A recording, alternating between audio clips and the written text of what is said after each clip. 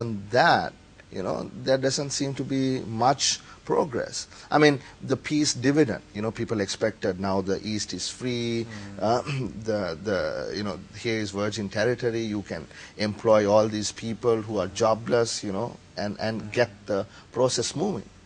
But honestly, from what we see out in the market, that doesn't seem to have happened. And do you think security is still a concern of significance for investors not to go in, or is that something Well, I think misplaced? part of the reason is also the timing isn't too great now with the economic downturn everywhere. So investors are going to be less willing to go into a place where there's risk when already they're overexposed or they're in debt.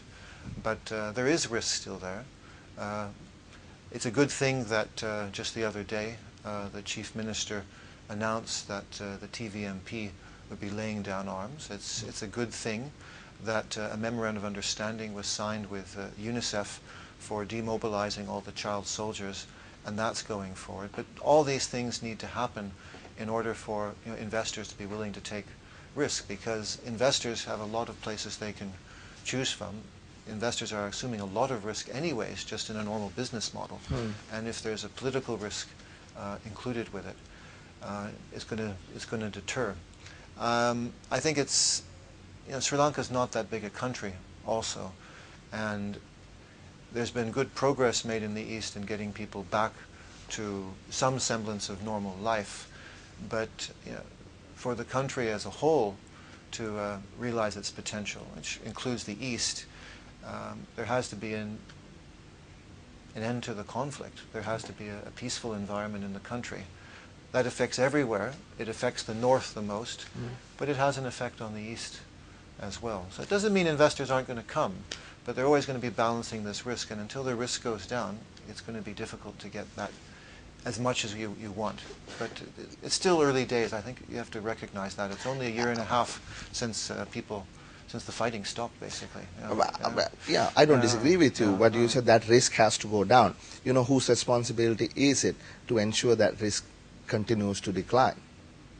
Well, I mean, it's the responsibility of all citizens of Sri Lanka. It's the responsibility of the government of Sri Lanka to work that out, as it would be in any country. Let me ask you something. I mean, the UN works in, I guess, 200 countries, and there have been many post-conflict,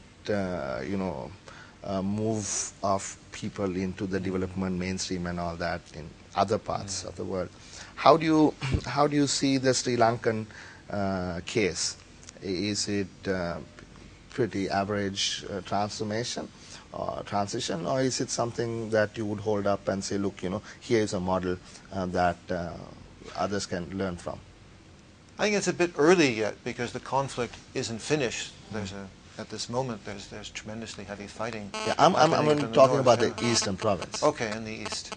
But I think that was partly my point. The East is still affected by the fact that there is a conflict in it. It means that there's more security measures needed than elsewhere. But I'll still try to answer your question, which is that on one side, I think there's a lot of reason for optimism, because Sri Lanka has all these ingredients. You use UNDP's human development measures, good education. Everywhere I go in the country, whether it's Jaffna, whether it's Matara, there's little kids going to school in the morning and really having a faith in their future. And the parents still have that hope in the future. Good health, some of the greatest businesses, most inspirational private sector stories I've seen in my 25-year-old career, I've seen here in Sri Lanka. So, and it's in a region that's dynamic. It's next to South India, which is probably going to be one of the first places to come out of this world economic recession.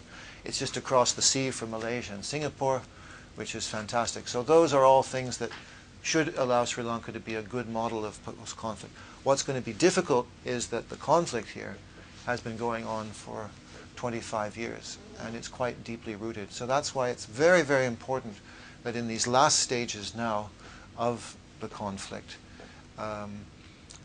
that measures are taken to really bind the wounds that there are still in society, and to take advantage of a fairly unique opportunity that there often is when a war is won, to be magnanimous and to include everyone, and really put behind this 25 years of conflict. And if that can be done, all these other good things that Sri Lanka has should combine, and it should be a model then of post-conflict development. If it's not done, then it's going to be harder. Yeah, you use some interesting words. Last stages of the war. War is won and magnanimous in victory. So I'm going to take you to the northern province now. You know, all these things are more important in the northern province in the coming days, weeks, months perhaps, than anywhere else. And, since independence of this country.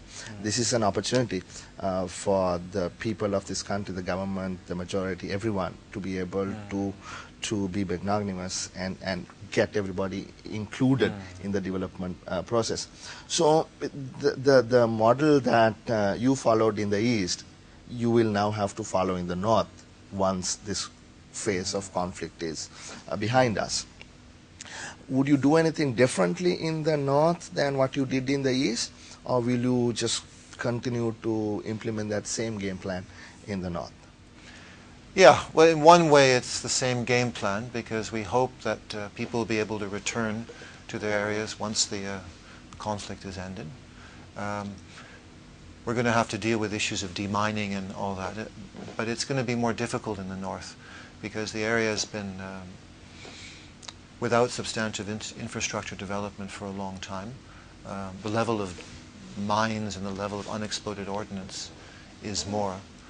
I think it's also going to be a more difficult environment, even investment-wise, because the world economic climate and the overall economic situation in Sri Lanka is difficult.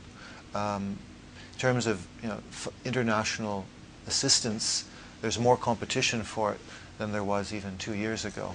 So I think it's going to be much more of a challenge in the North than it is in the East. So I think a lot depends on how the current stage of the conflict ends in a way that actually builds as much confidence amongst people as possible, because there's going to be a lot of risk involved with investments in the North, and even just in rebuilding.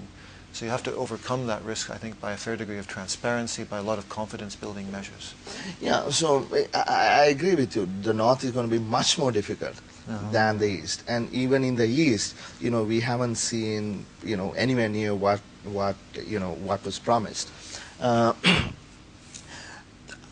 me ask you, because we haven't been able to see the areas that have been recently liberated, the level of human suffering and poverty, right?